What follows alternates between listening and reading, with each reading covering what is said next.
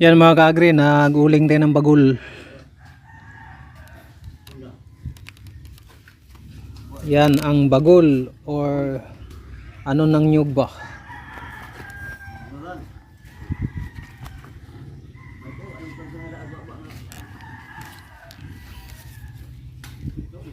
Madaling mag-uling sa bagul kaysa yung sa kahoy. Yung tinatawag na bagul sa Bisaya or bao, bao ng nyug ba.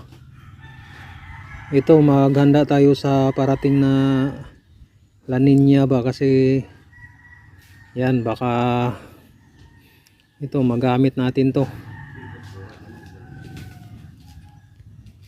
sa tagulan.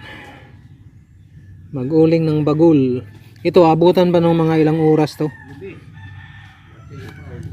Pero